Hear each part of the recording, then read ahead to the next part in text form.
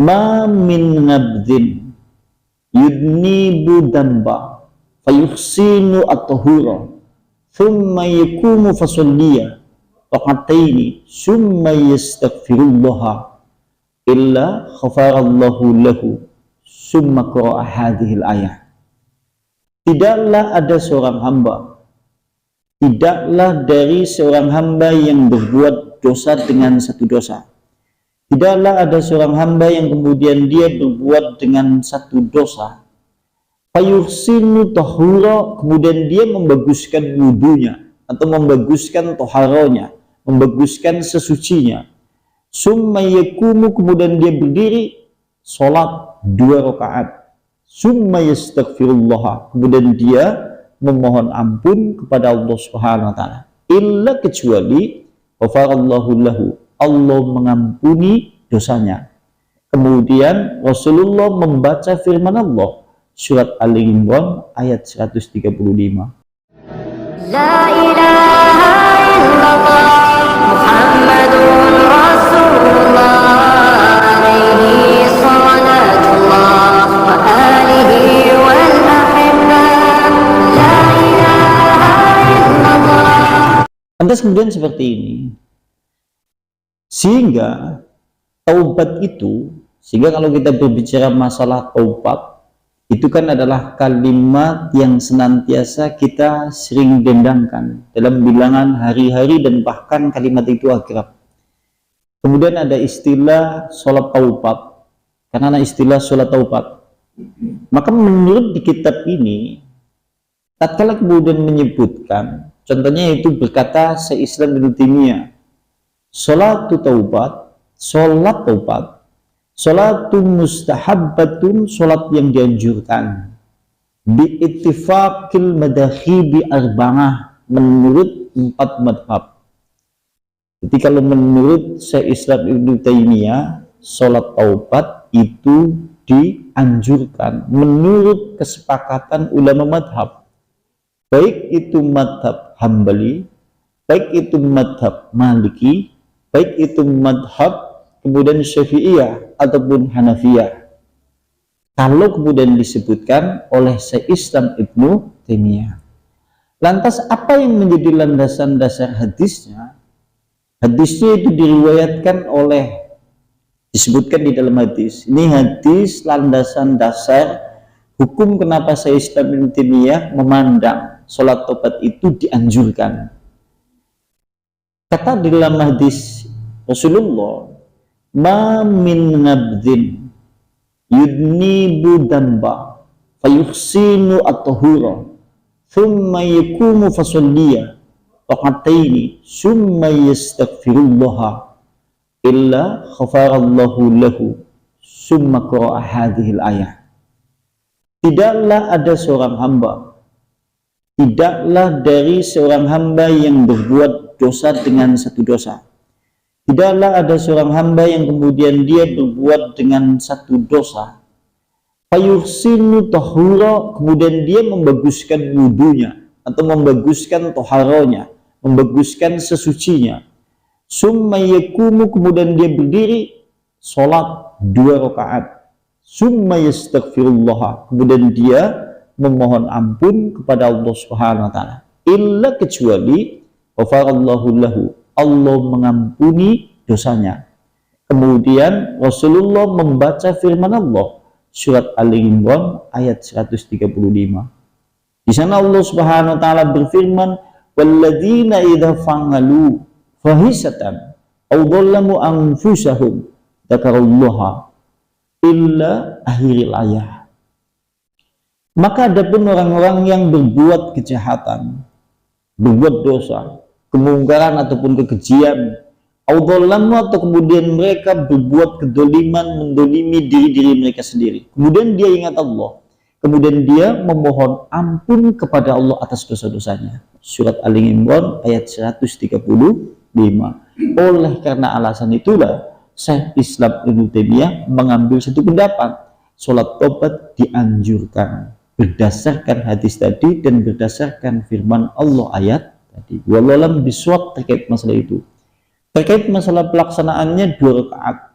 terkait masalah niatnya, itu niat makan fi qalbi. Niat kan tempatnya di hati, tidak harus diucapkan. Misal usolli sunata, ya, niat ingsun sholat taubat misal, enggak seperti itu, karena tempatnya yaitu niat ada di dalam hati. Itu banyak disinggung di kitab fikih lah kalau berbicara masalah itu.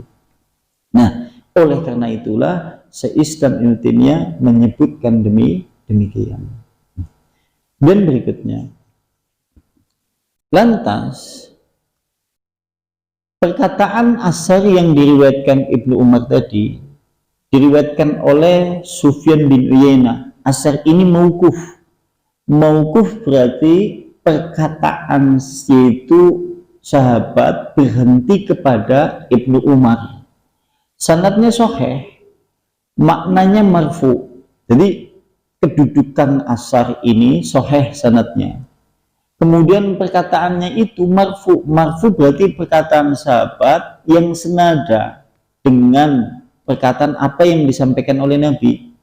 Kalau ada perkataan sahabat, kemudian dia menyebutkan berkata Rasulullah Sallallahu Alaihi Wasallam, ini istilahnya marfu. Nah, hadis yang kemudian selaras dengan perkataan Ibnu Umar tadi, itu hadis yang diriwayatkan oleh Anas bin Malik. Itu hampir sama kalimatnya seperti asar yang disampaikan oleh tadi Ibnu Umar. Hadis yang diriwayatkan oleh Ibnu Malik, Anas bin Malik qala, berkata Rasulullah sallallahu alaihi wasallam, kullu bani adama khata'un, tiap-tiap anak Adam, tiap-tiap manusia, tiap-tiap anak keturunan Adam, khata'un salah, khilaf dosa. Wa khairul khata'ina, dan sebaik-baik orang yang salah, sebaik orang-orang yang berdosa, at-tawabina, mereka itulah adalah orang-orang yang bertaubat kepada Allah Subhanahu wa taala. Dan antum kalau melihat kemudian hadis ini kan mengarah kepada satu pengertian. Kita memiliki yaitu bapaknya manusia yaitu Adam. Adam juga memiliki satu dosa dulu. Tatkala kemudian berada di dalam surga sampai kemudian dia dikeluarkan dari surga. Lantas iblis juga sama, memiliki satu kesalahan yang sama. Iblis, kami Adam kan pada dasarnya memiliki satu kesalahan. Adam yaitu salah, kemudian diusir dari surga. Iblis ya salah juga dosanya. Kalau Adam memakan buah khuldi bersama istrinya Hawa, melanggar perintah Allah yang dimana Allah melarangnya, tapi kemudian diterjang. Kesalahan Adam satu, memakan buah larangan. Kesalahan iblis sama juga. Di antaranya adalah dia berbuat kesalahan, tidak mau menghormat, tidak mau bersujud tatkala Nabi Adam diciptakan. Tidak mau mengakui kemuliaan Adam. Ini satu-satunya kesalahan yang dimiliki oleh iblis pada saat itu. Tapi lantas kenapa anak keturunan manusia dari keturunan Bani Adam terdapat orang-orang yang mulia yang nanti menempati surga, tapi kemudian iblis dengan anak keturunannya semuanya di neraka? Lantas apakah yang kemudian membedakannya? Yang membedakan satu, kalau iblis berbuat satu kesalahan, dia tidak mau bertobat, dia tidak mau memohon ampun, bahkan meminta waktu tenggang untuk diazab oleh Allah sampai hari kiamat. Tapi kalau Adam, dia berbuat salah, dia berbuat dosa, kemudian dia bertobat kepada Allah Subhanahu wa taala. Ini yang membedakan status manusia dengan iblis. Nasiki nek ada manusia, dia mengakui kesalahan yang ada pada dirinya. Dia menyadari bahwasanya dia adalah memiliki suatu kesalahan, kemungkaran, kemaksiatan yang banyak. Tapi bersamaan dengan itu, dia tidak bertobat. Lantas apa bedanya dengan, nah kayak gue maksudnya. Karena standar manusia yang paling baik adalah at-tawabina, mereka orang-orang yang bertobat kepada Allah. Mulanya kan disebutnya di kitab yang lain, ini di kitab yang lain. Kalau di kitab lain menurut Yahya bin Ma'in, alamatu taib, ciri-ciri orang yang bertobat ada 3. Ciri-ciri wong sing tobat itu ada 3 menurut Yahya bin Ma'in. Satu diantaranya adalah isbalu dammati, banyak menangis kepada Allah Subhanahu wa taala. Orang jenengan ini tatkala Anda itu dulu tidak pernah sholat, dulu tidak pernah mengaji, dulu tidak pernah berbuat kebaikan, lantas kemudian jenengan ingin bertobat, memperbaiki semua kesalahan yang dulu, maka awal mula Anda bertobat biasanya mengalami kesedihan yang dalam jiwa, mudah menangis, banyak air mata yang dicucurkan tatkala memohon ampun kepada Allah. Tapi begitu selang berapa lama wis biasa maning. Ini ya, artinya kondisi at-tawwabun, orang-orang yang bertobat ini adalah kondisi yang mulia. Karena saking mudahnya orang yang bertobat, menurut Yahya bin Ma'in banyak menangis kepada Allah. Ciri-ciri wong tobat diantara itu menurut Yahya bin Ma'in. Yang kedua, hubbu khalwati, suka menyendiri. Maksud suka menyendiri maksudnya adalah dia tetap bergaul, dia tetap bermasyarakat, dia tetap memiliki kawan yang banyak. Tetapi tatkala kemudian dia duduk banyak, bersepuluh, bersebelas, atau berdua-puluh, hatinya seakan-akan menyendiri. Tatkala kemudian sedang ngobrol asik dengan kawan-kawan sahabatnya, tapi hati dia terhubung dengan Allah, teringat dosa-dosanya, sehingga seakan-akan mengarah satu pengertian, dia sekalipun duduk bersepuluh, berdua puluh, hatinya terhubung kepada Allah dan ingat dosanya. Ini yang dimaksud dengan hubbu khalwati, suka menyendiri, jiwanya terhubung dengan Allah Subhanahu wa ta'ala. Orang-orang jenengan kelingan tobat biyen, aki bersepuluh, berlima, ya nak ati, astagfirullah ya Allah, seperti itu. Tapi siki wisuwe wis biasa maning, Yang ketiga, yaitu waqanna'atul qalbi, tenang jiwanya, tenang hatinya. Maksud tenang di sini adalah sehingga menjadi satu tanda ciri-ciri tobat Anda diterima dan kemudian dosa Anda itu telah dihapus, diampuni oleh Allah. Ciri-cirinya apa? Ciri-cirinya adalah tatkala yaitu dosa yang kita taubati itu sudah berganti. Misal contoh, Anda bertobat terkait masalah dulu meninggalkan sholat. Ya Allah, aku dulu pernah meninggalkan sholat seperti ini, seperti itu. Kemudian dia mohon ampun, dia bertobat sungguh-sungguh, menangisi hal itu terkait masalah dulu di waktu yang dulu dia tidak sholat. Lantas tanda tobatnya itu diterima. Sekarang yang dulu tidak pernah sholat, sekarang ganti menjadi orang yang sangat tekun rajin sholat. Ini ciri tanda tobat terkait masalah meninggalkan sholat yang dulu diterima oleh Allah Subhanahu wa ta'ala. Jadi kira-kira bisa diterima belum? Ini ciri-cirinya seperti itu. Ini ciri-ciri ya. Cuma dengan itu bertobat, dia bertobat meninggalkan sholat. Maka ciri-ciri taubat Anda itu diterima dan taubat Anda telah diampuni dosa-dosa meninggalkan sholat itu, hari ini Anda menjadi orang yang sangat tekun rajin beribadah sholat. Subuh, duhur, asar, maghrib, isya, Masya Allah. Tapi kalau Anda kemudian bertobat meninggalkan sholat, kemudian hari ini bertobat, ciri-ciri kemudian hal itu masih meragukan, di antaranya adalah masih menyia-nyiakan sholat. Itu tanda Anda tobat terhadap masalah meninggalkan sholat yang dulu belum tentu diampuni oleh Allah. Ciri-cirinya seperti itu. Sama lah dengan tobat terhadap jenis dosa-dosa yang lainnya. Itu seperti itu.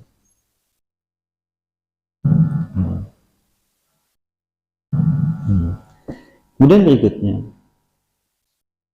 sekarang yaitu asari yang kedua. Tadi kan asari yang pertama ya, sekarang asari yang kedua.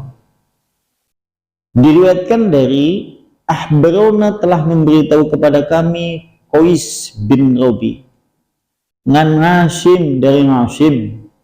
Qala berkata Hashim, sami'tu Syaqiq bin Salamah, aku mendengar Syaqiq ibn Salamah, yaqulu, dia berkata, yaitu Syaqiq bin Salamah, wa huwa sajidun, berkata tatkala Syaqiq bin Salamah dia sedang bersujud. Jadi tatkala kalau Syaqiq bin Salamah bersujud, dia membaca doa. Ini berarti doa yang dibaca oleh Syaqiq ibn Salamah di dalam kitab yang ditulis oleh Ibnu Mubarak. Dia berdoanya, Rabbi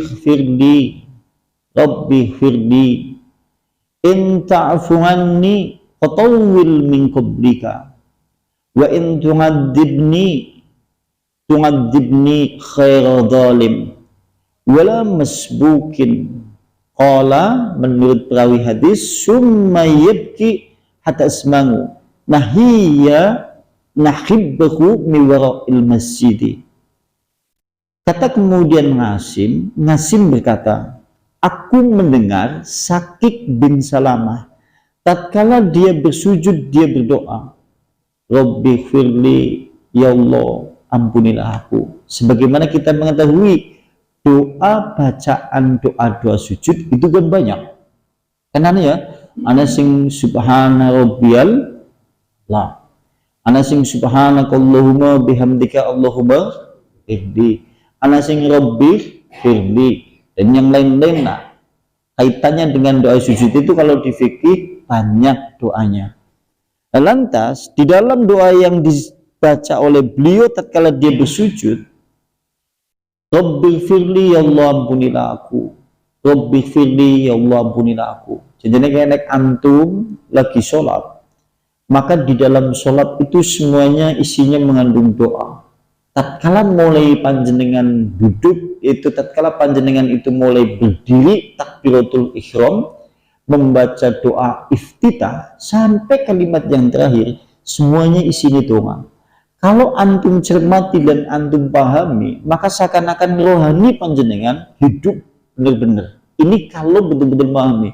Contoh di dalam sujud yang kemudian dilakukan oleh Sakik bin Salamah, kemudian dia berdoa, Rabbi firli, ya Allah ampunilah aku. Rabbi firli, ya Allah ampunilah aku. Kayak kalau anda kemudian tatkala sujud membaca doa itu, Rabbi firli, jiwa panjenengan, ya Allah ampunilah aku. Rabbi firli, ya Allah ampunilah aku. Karena panjenengan lagi sujud kemudian membaca doa sujud, jiwanya panjenengan nanti manah penggali panjenengan maksudnya ditempatkan di mana? Karena sampai lagi sujud, tatkala kemudian membaca doa sujud, panjenengan penggali manah di mana? Nanti aja ngasih seperti yang diucapkan oleh Hudzaifah bin Yaman. Hudzaifah bin Yaman kan ngomong, "Alaika khusyuk bil khusungin nifaq." Hati-hatilah kamu, jauhilah sikap khusyuk nifaq. Kata beliau seperti itu. Lantas sahabat-sahabat kemudian yang lain bertanya, ya Hudzaifah, ma al khusyumun nifaq? Apa yang dimaksud dengan khusyuk nifaq itu? Hei Hudzaifah, nopo ingkang dipun wastani khusyuk nifaq? Banjur kemudian Hudzaifah ngomong, yang dimaksud dengan khusyuk nifaq adalah antara ing yakti nyento panjenengan ningali. Kalau anda itu melihat orang mendirikan sholat, jasadnya khusyuk tapi rohaninya tidak khusyuk, ki jenengane khusyuk keni nifaq, atau khusyuknya orang munafik. Jasadnya sholat tapi rohaninya orang melu sholat. Kayak siapa? Dewek ya. Artinya kita bertahun-tahun melakukan sholat seperti itu, saya katakan. Padahal sekalipun ini sekarang kita berbicara, kalau berbicara masalah fikih, ini berbicara masalah fikih. Khusyuk itu bukan syarat sahnya sholat.